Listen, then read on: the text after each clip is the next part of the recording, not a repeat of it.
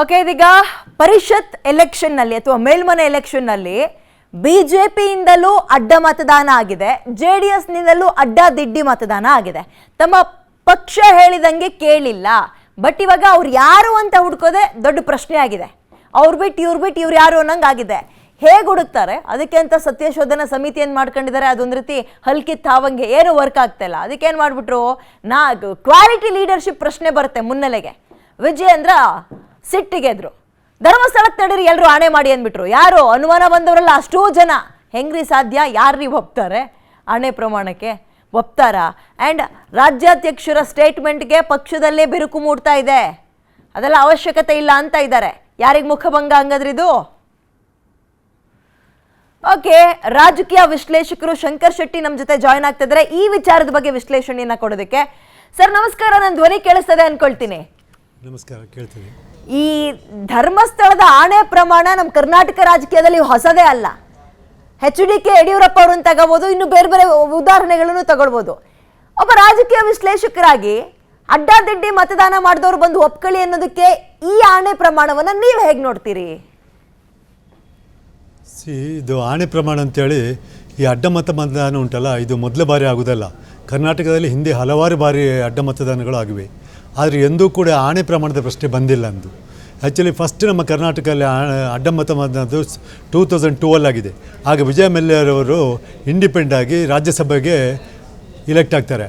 ಆಗ official candidate actually BJP official candidate ಸೋಲ್ತಾರೆ. ಆಗ ಅಡ್ಡ ಮತದಾನ ಮಾಡಿದವರು ಸುಮಾರು 19 ಜನನೇ ಅಡ್ಡ ಮತ ಮಾಡಿದ್ದಾರೆ. ಆಗಲೂ ಅಡ್ಡ ಮತದಾನ ಆದದ್ದು BJPಯಿಂದಲೇ. ಈಗಲೂ ಇರ್ಬೋದು. ಈಗಲೂ ನನಗೆ ಆ 3 ಹೆಸರುಂಟು, ನೆನಪುಂಟು. ಅಡ್ಡ ಮತ ಪ್ರಮುಖರು ಒಂದೇ ಅರ್ಕಲ್ಗೂಡು ಮಂಜು. ಈಗಲೂ ಅರ್ಕಲ್ಗೂಡಲ್ಲಿ ಮಂಜು ಅವರು MLA ಆಗಿದ್ದಾರೆ.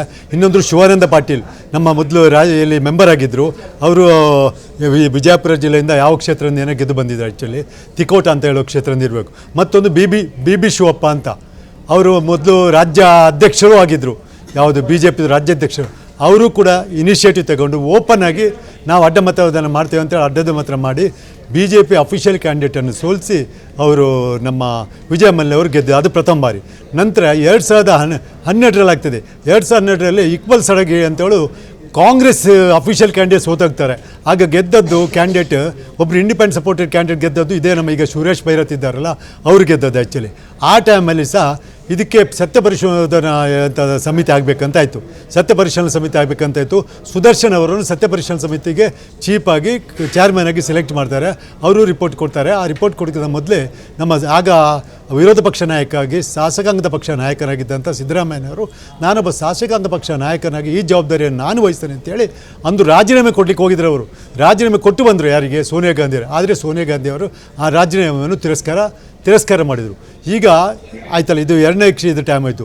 ಮತ್ತು ಪುನಃ 2016 ಮತ್ತೊಂದು ಸಲ ದೊಡ್ಡ ಅಡ್ಡ ಮತದಾನ ಆಗ್ತದೆ. ಆಗಲೂ ರಾಜ್ಯಸಭಾ ಎಲೆಕ್ಷನ್ನಲ್ಲಿ JDSನವರು ಈಗ ಮಿನಿಸ್ಟರ್ ಆಗಿದ್ದಂಥ ಈಗಲ್ಲ MLAಗಳಾಗಿದ್ದಾರಲ್ಲ, ನಿಮ್ಮ ಜಮೀರ್ ಅಹಮದ್, ಚೆಲುವರಾಯಸ್ವಾಮಿ, ಬಾಲಕೃಷ್ಣ, ಇವರೆಲ್ಲ ಅಡ್ಡ ಮತದಾನ ಮಾಡಿ ಅಂದು ಇವರನ್ನು ಗೆಲ್ಲಿಸಿದ್ರು. ಯಾರು? KC ರಾಮಮೂರ್ತಿ ಅಂತ ಹೇಳುವವರನ್ನು ಕಾಂಗ್ರೆಸ್ಸಿಂದ ಗೆಲ್ಲಿಸಿದರು.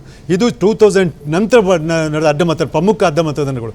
ಆ ಟೈಮಲ್ಲಿ ಆಣೆ ಪ್ರಮಾಣ ಅಂತ ಯಾವುದೂ ಬಂದಿಲ್ಲ. ಆ್ಯಕ್ಚುಲಿ ಈ ಸಾರಿ ಆಣೆ ಪ್ರಮಾಣ ಅಂತೇಳಿ ನನಗೂ ಆಶ್ಚರ್ಯವಾಯಿತು. ಏನಪ್ಪ ಅಡ್ಡ ಮತದಾನದಲ್ಲಿ ಆಣೆ ಪ್ರಮಾಣ ಮಾಡಿಸಿ ಮಂಜುನಾಥನ ದೇವಸ್ಥಾನಕ್ಕೆ ಧರ್ಮಸ್ಥಳ ಹೋಗಿ ಮಂಜುನಾಥನ ಸ್ಥಳದಲ್ಲಿ ಆಣೆ ಪ್ರಮಾಣ ಯಾರಾದರೂ ಒಡ್ಡ ಹಾಕಿದವರು ಹೌದು ನಾನು ಅಡ್ಡ ಮತದಾನ ಹಾಕ್ತೇನೆ ಅಂತ ಹೇಳಿದಾರ? ಪ್ರತಿಯೊಬ್ಬರು ಆಣೆ ಪ್ರಮಾಣ ಕೊಡ್ತಾರೆ. ನಾನು ಅಡ್ಡ ಮತದಾನ ಹಾಕಿಲ್ಲ, ಅಡ್ಡ ಮತದಾನ ಅದೇನು ಮಂಜುನಾಥನಿಗೆ ಅದನ್ನು ಹುಡುಕ್ಲಿಕ್ಕೆ ಆಗ್ತದ?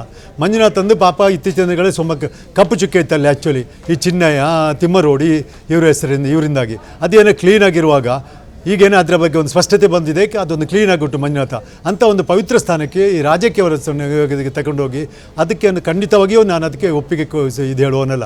ಯಾರು ಈಗ ವಿಜಯೇಂದ್ರಗೆ ಈ ಐಡಿಯಾವನ್ನು ಯಾರು ಕೊಟ್ಟರು ಅಂತ ಆಶ್ಚರ್ಯ.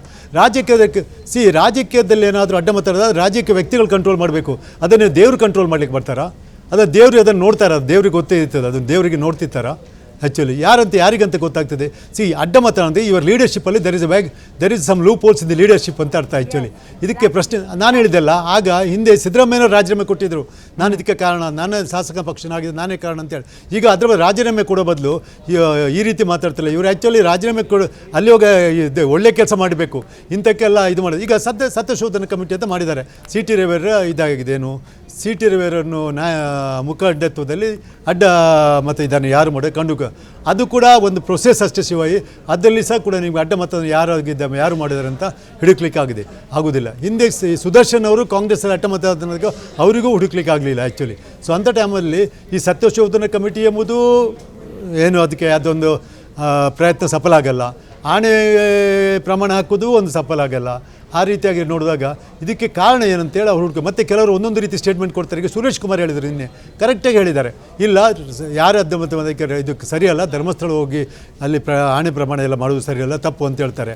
ಇವ್ರು ಹೇಳ್ತಾರೆ, ಇಲ್ಲ ನಾನು ಧರ್ಮಸ್ಥಳಕ್ಕೆ ಹಲೋ ಎಸ್ ಮಾತಾಡಿ ಸರ್, ಗೋ ಹೆಡ್ ಪ್ಲೀಸ್. ಅಲ್ಲಿ ಧರ್ಮಸ್ಥಳಕ್ಕೆ ಹೋಗಿ ಆಣೆ ಪ್ರಮಾಣ ಮಾಡಲಿಕ್ಕೆ ಬೇಡ ಅಂತ ಹೇಳ್ತಾರೆ ಸುರೇಶ್ ಕುಮಾರ್ ಅವರು. ಇವತ್ತು ನಳಿನ್ ಕುಮಾರ್ ಅವರು ಹೇಳಿದ್ದಾರೆ, ಆಣೆ ಪ್ರಮಾಣ ಇಲ್ಲಿ ಧರ್ಮಸ್ಥಳಕ್ಕೆ ತೊಗೊಂಡು ಬರಬೇಡಿ ನಿಮ್ಮಲ್ಲಿರುವಂಥ ಇದನ್ನು ಅಂತ. ಅದೇ ರೀತಿ ನಮ್ಮ ಇವರಲ್ಲಿ ಒಬ್ಬೊಬ್ಬರು ಒಂದೊಂದು ರೀತಿ ಸ್ಟೇಟ್ಮೆಂಟ್ ಕೊಡ್ತಾರೆ. ಇವ್ರು ಹೇಳ್ತಾರೆ, ನಮ್ಮ ಅಪೋಸಿಷನ್ ನಾಯಕರಾದ ಯಾರು ಅಶೋಕ್ ಅವರು ಹೇಳ್ತಾರೆ, ಅವನು ಜನ್ಮದಲ್ಲಿ ನೀವು ಇಲೆಕ್ಷನ್ ಇಲ್ಲದಾಗೇ ಮಾಡಿಬಿಡ್ತೇವೆ ಅವರಿಗೆ ಅಂತ. ಯಾರು ಅಡ್ಡ ಮತ ಮಾಡಿದಾರೋ ಅವ್ರಿಗೆ ಜನ್ಮದಲ್ಲಿ ಇಲೆಕ್ಷನಲ್ಲಿ ನಿಲ್ಲದಾಗೆ ಮಾಡ್ತಾರೆ. ಅದು ಯಾವ ರೀತಿ ಅವರು ಜನ್ಮದಲ್ಲೇ ಇಲೆಕ್ಷನ್ ಇಲ್ಲದಾಗೆ ಮಾಡ್ತಾರೆ ಅಂತ ಗೊತ್ತಾಗಲ್ಲ ಆ್ಯಕ್ಚುಲಿ. ಅವರ ಪಾರ್ಟಿಯಲ್ಲಿ ಅವರು ಟಿಕೆಟ್ ಕೊಡದೇ ಇರ್ಬೋದು, ಏನಾದರೂ ಡೌಟ್ ಮೇಲೆ ಸಂಶಯದ ಮೇಲೆ ಇವನು ಅಡ್ಡ ಮತ ಮಾತಾಡಿದ್ರೆ ಇವನಿಗೆ ಸೀಟ್ ಕೊಡೋದು ಬೇಡ ಅಂತ ಹೇಳ್ಬೋದು. ಆದರೆ ಇನ್ನೊಂದು ಪಾರ್ಟಿ ಉಂಟು, ಇನ್ನೊಂದು ಪಾರ್ಟಿಯಲ್ಲಿ ವಿಚಾರ ಇರುತ್ತೆ, ಅಥವಾ ಏನೋ ಇಂಡಿಪೆಂಡೆಂಟ್ ಅವ್ರು ಜನ್ಮದಲ್ಲಿ ಇಲೆಕ್ಷನ್ ಎಲ್ಲಿಂದ ಒಂದು ಅಪೋಸಿಷನ್ ಲೀಡರ್ ಒಂದು ಸ್ಟೇಟ್ಮೆಂಟ್ ಕೊಡ್ತಾರೆ, ರಾಜ್ಯಾಧ್ಯಕ್ಷ ಇನ್ನೊಂದು ಸ್ಟೇಟ್ಮೆಂಟ್ ಕೊಡ್ತಾರೆ.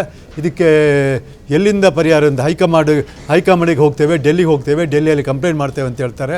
ಇದಕ್ಕೆ ಬಹುಶಃ ನಮ್ಮ ಹೊತ್ತಲ್ಲಿ ಈ ಸಲ ಸೀರಿಯಸ್ ಹೈಕಮಾಂಡ್ ಅವರೇ ತಗೊಂಡಿದ್ದಾರೆ. ನೋಡಿ, ಯಾವಾಗಲೂ ಕ್ರಾಸ್ ವೋಟಿಂಗ್, ಅಡ್ಡ ಮತದಾನ ಮತ್ತು ಎಲ್ಲ ಪಕ್ಷಾಂತರ ಇಚ್ಛೆ ದಿನಗಳಲ್ಲಿ ಇನ್ ಫೇವರ್ ಆಫ್ BJP ಆಗ್ತದೆ.